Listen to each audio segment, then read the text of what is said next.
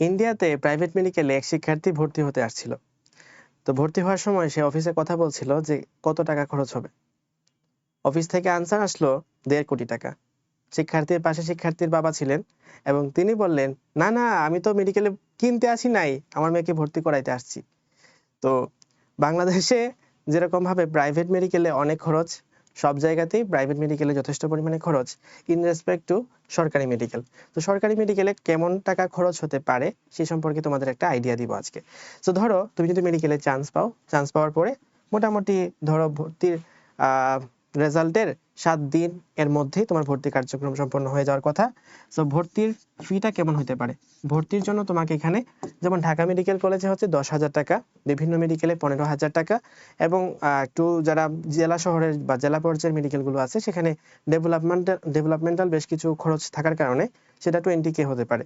So on average আমি ধরে নিলাম যে ম্যাক্সিমাম তোমার এখানে ভর্তি ফি 20K যেতে পারে। ওকে, এর বাইরে এরপরে তোমাকে একাডেমিক খরচ আর কি আছে?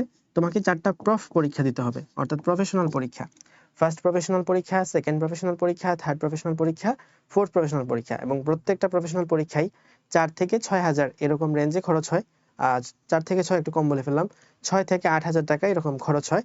সো প্রফেশনাল পরীক্ষাগুলোতে ধরো 4টা প্রফ যদিও 7,000 যদি আমি অন এভারেজে ধরি তাহলে 7,000 ইন্টু 4, সো এটা হচ্ছে 28K টাকা। এই টাকাটা কিন্তু আমাদের একাডেমিক খরচ এবং এর বাইরে তোমার একাডেমিক আর কোনো খরচ নাই। অর্থাৎ 5 বছরে এখানে 20,000 আর এখানে 28,000, এই 48,000 টাকাই তোমাকে সরকারি মেডিকেল যদি চান্স পাও তাহলে দিতে হবে। এই 48,000 টাকাই তোমাকে সরকারি মেডিকেলে চান্স পাইলে তোমাকে দিতে হবে। ওকে ফাইন, আশা করি বুঝতে পারছি। এখন এর বাইরেও কিন্তু আরো বেশ কিছু খরচ থাকে, যেমন তুমি যদি ফার্স্টে ভর্তি হওয়ার পরে তোমাকে অ্যানাটমির জন্য কঙ্কাল কিনতে হবে। এখন মানব কঙ্কাল, এটা কিন্তু প্লাস্টিকের কঙ্কাল না, দ্যাটস ওয়াই এটা কেনা বেচা নিষিদ্ধ, কিন্তু তোমাকে তো কঙ্কাল লেভেল করতে হবে।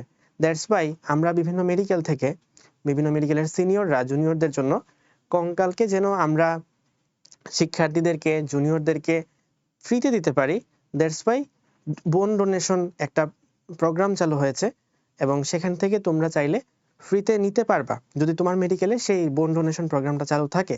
সো এটা সব ক্ষেত্রে চালু থাকবে না, আমি ধরে নিচ্ছি ওর্স্ট কেস সিনারিও, এবং তোমাকে এখানে হয়তো কঙ্কাল কেনার জন্য 30 থেকে 40,000 খরচ হয়। আমি ধরে নিলাম যে তুমি তো অত বেশি খরচ করবে না, 30,000 টাকা খরচ করবা। এবং তুমি এটা যে প্রত্যেকে আলাদা আলাদা করে কঙ্কাল কিনতে হবে তা না, তুমি চাইলে তোমার রুমমেট যারা আছে সবাই মিলে একটা কিনতে পারো। তো ধরো রুমে যদি 4 জন থাকে বা 4 জন মিলে যদি কিনো তাহলে হয়তো জন প্রতি 7,500 টাকা খরচ হইতেছে এবং তুমি কিন্তু এটা 2 বছর পরে আবার বিক্রিও করে দিতে পারবা।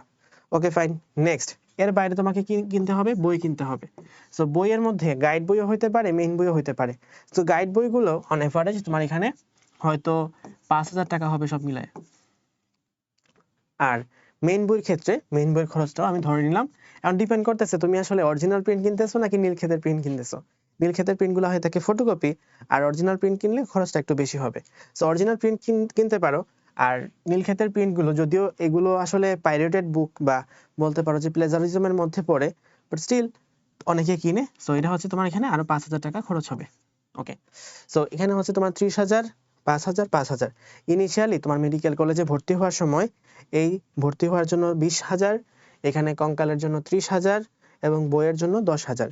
সো 20, 10, 30 আর 30, 30, 60।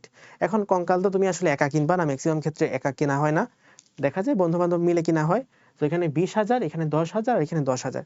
সো 20, 30, 40,000 টাকা।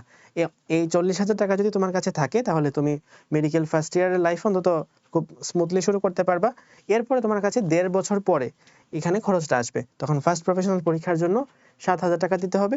তারপর সেকেন্ড ইয়ারের মানে থার্ড ইয়ারের জন্য আবার বই কিনতে হবে, সেটা হয়তো আরো 5 থেকে 7,000 টাকা হতে পারে। তারপরে তোমাকে আর কোনো খরচ নাই। নেক্সট 1 বছর পড়াশোনা করবা, সেকেন্ড প্রফের সময় আবার 7,000 টাকা দিলা, দেওয়ার পরে আবার হয়তো তোমাকে এখানে 7 থেকে 8,000 টাকার বই কিনতে হবে। তারপরে তুমি হয়তো আবার ফোর্থ প্রফের জন্য তুমি হয়তো আবার নতুন করে বই কিনবা, পরীক্ষার জন্য আবার ফি দিবা 7,000। সো অন এভারেজ তুমি এই পরিমাণ খরচ দিয়ে তোমার একাডেমিক খরচ, বই কেনার খরচটুকু কমপ্লিট করতে পারবা। সো এটা আসলে খুবই বিয়ার মিনিমাম এবং এটা সবারই এক্সপেন্স করার মতো ক্ষমতা আছে। যারা আমার ভিডিও ফোন থেকে দেখতেছো, ল্যাপটপ থেকে দেখতেছো বা যে ডিভাইস থেকে দেখতেছো, তোমার ফোনের দামের চেয়ে এই মেডিকেলের খরচের দাম কম আছে।